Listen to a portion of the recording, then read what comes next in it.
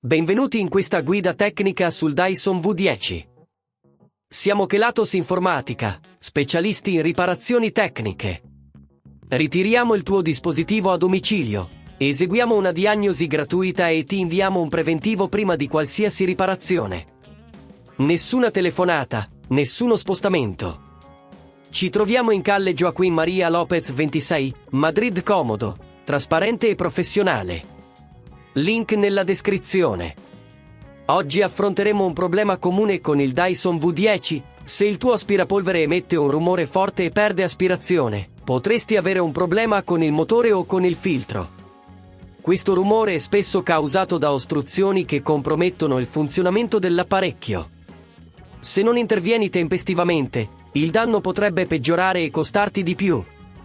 Per questa riparazione ti serviranno un cacciavite a stella, un cacciavite a croce, una pinza e un panno morbido. Iniziamo aprendo il tuo Dyson V10 in modo sicuro.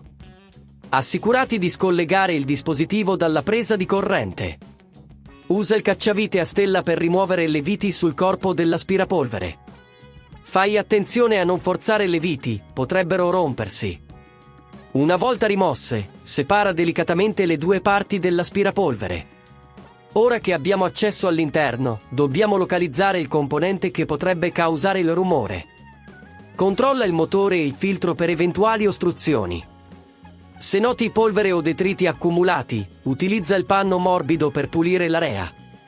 Se il motore sembra bloccato, dovremo estrarlo. Scollega i cavi con la pinza, facendo attenzione a non danneggiare nulla nei dintorni. Rimuovi le viti che fissano il motore e sollevalo con cautela. Se hai bisogno di sostituirlo, assicurati di avere un motore compatibile.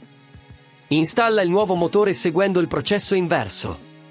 Ricorda di riattaccare i cavi e di serrare tutte le viti con la giusta forza, senza esagerare. Se a questo punto ti sembra troppo complicato, ricorda che da Kelatos ritiriamo il tuo dispositivo a domicilio e te lo restituiamo riparato. Una volta che hai rimontato il tuo Dyson, prova a riaccenderlo per assicurarti che funzioni correttamente. Fai attenzione ai rumori anomali e verifica che l'aspirazione sia tornata alla normalità. Per evitare che questo problema si ripresenti, ti consigliamo di pulire regolarmente il filtro e di controllare che non ci siano ostruzioni nei tubi.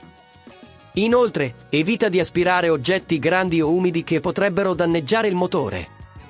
Se non vuoi rischiare di danneggiare il tuo dispositivo, da Kelatos lo ritiriamo, lo ripariamo e lo riconsegniamo a domicilio in tutta Italia. Link nella descrizione.